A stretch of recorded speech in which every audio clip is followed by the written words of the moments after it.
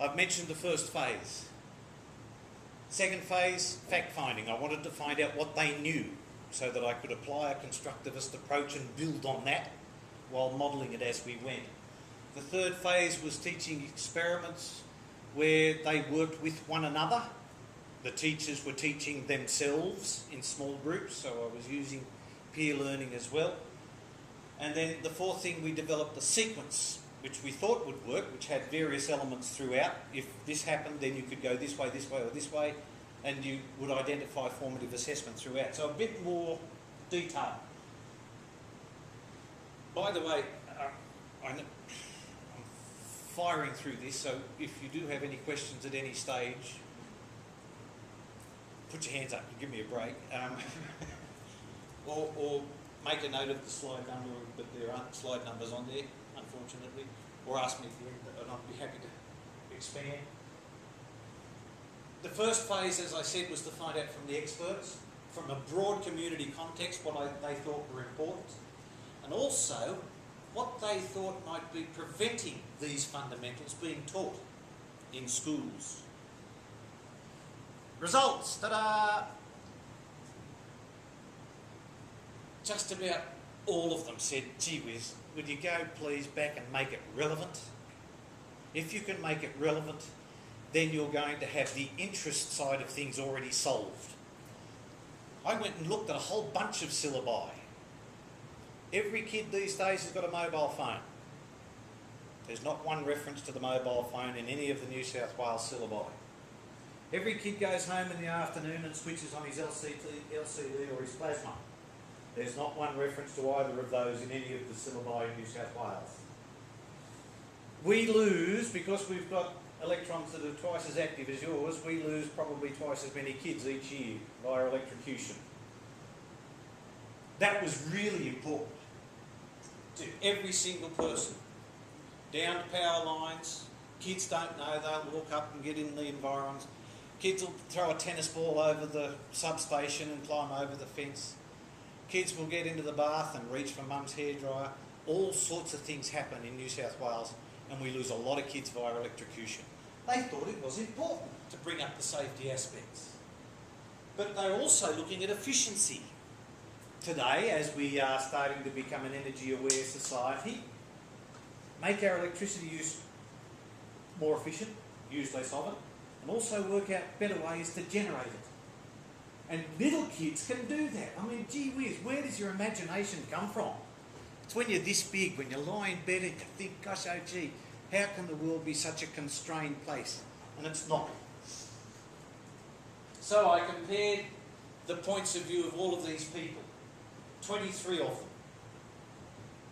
All the formalities are there, semi-structured interviews as by Minicello and his friends, snowball selection process. In other words, started with a core and asked them to recommend others, who recommended others, who recommended others. And I travelled just about all over New South Wales getting these 23 experts, and eventually a saturation point was arrived at and no more ideas were coming forth. Well, they were, but they were a little bit out there. Phenomenologically reduced that lot to come up with those, which took me to the second phase.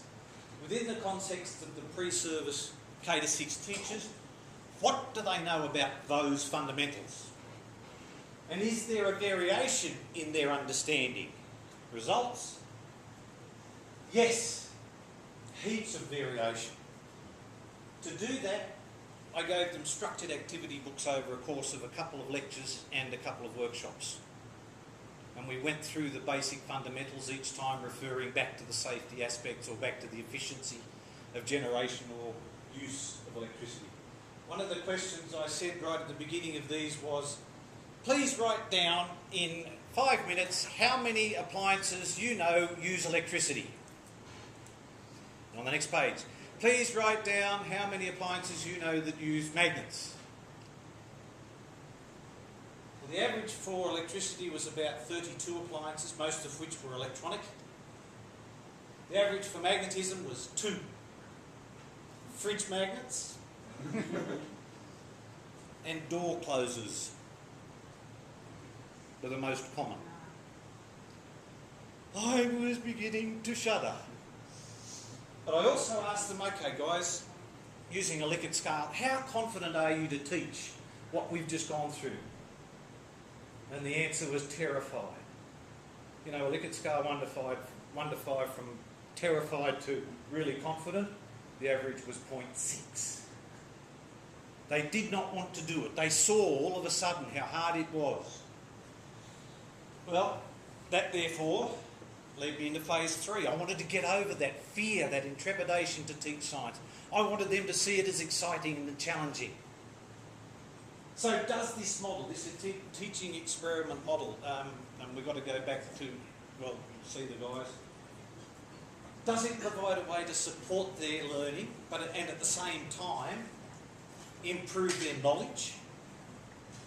And does the peer learning environment support that process as well? Well, the answer is a very strong yes. If you can have a specified sequence that is clearly enunciated right at the beginning, and then with variabilities able to be addressed dependent upon the formative responses that you get, you can lift their confidence and their knowledge. I use the predict, observe, explain technique in lots and lots of places, work with them individually and work with them as teachers teaching each other. They took turns. No longer was the lecturer up the front saying, now when you teach you have to not smile before Easter, and you have to be very firm but fair, and you have to write clearly on the blackboard, and you have to mark the books at least once each week. It was these guys teaching small groups and getting to know how they were learning at the same time, and then applying that process when it became their turn to be the teacher. So they were constantly reflecting, and I'm sorry, Mr. Cameron. No, I should have moved it. They were constantly reflecting on the effectiveness of the strategies that they used. 5 E's is becoming very popular in Australia. The engage, explore, explain, elaborate and evaluate. That one there terrifies me, because as soon as you use the word evaluate, you turn off the teacher and you most definitely turn off the learner. I would like to propose that if you ever do use Bybie's 5E process, you make it E, E, E, E and C for celebrate. Because once you get the teacher as part of this process, to get the kids to tell them, oh, look what I know now. I can do this now. And the teachers were doing it too. I can teach this now. I'm more confident now. I don't have to know the content now that I know how to approach it. The content is incidental to the process, they're telling me. And all of a sudden we can apply this same process to not just electricity and magnetism, but to just about every other scientific investigation that we're likely to face as a K to 6 teacher. This was, in simplest terms, the sequence that we used. Magnetic interactions, you know, north-north, south-south, north-south and all the rest of it, and particularly shapes of magnets. All of them thought that magnets came in 2 shapes, long and thin or horseshoe. No such thing as button magnets or little round magnets or any other shape of magnet. And they really didn't struggled a lot about the shape of a fridge magnet. Can I go back to something? Certainly. Evaluate comment. So you don't feel that it's important for the teachers and the students to learn how to evaluate their work?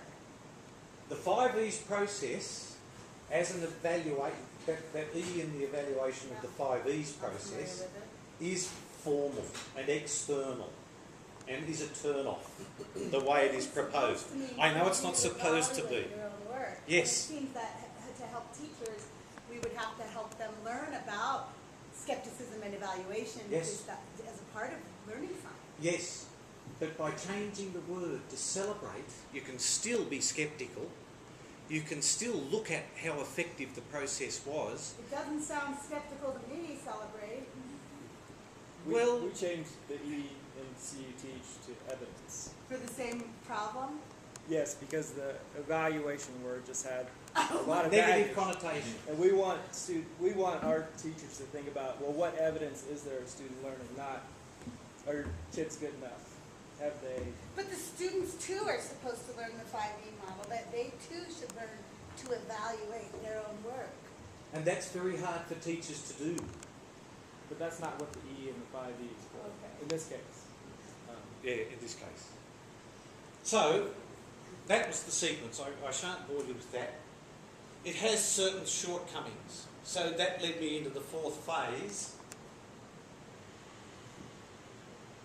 Fix it up. We did some additional teaching experiments with selected groups of volunteers, those that were most enthusiastic. They self-selected, and they enhanced the sequence by incorporating a few extra experiences. When they were happy, we almost published it. But we trialled it with some fourth year students, final graduate year students.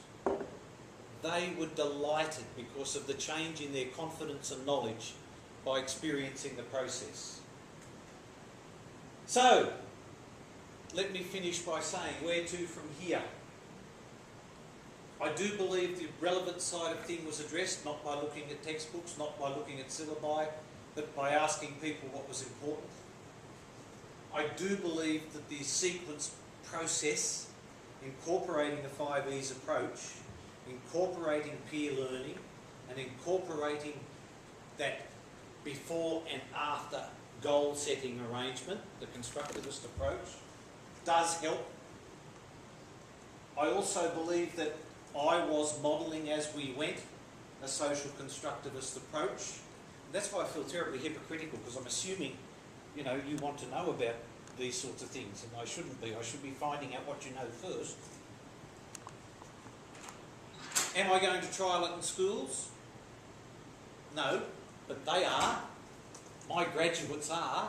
They've promised me, and they're so excited they've promised they'll get back to me. And for a teacher, that's pretty exciting. And will the model be applicable to other areas? They've promised they'll tell me that too.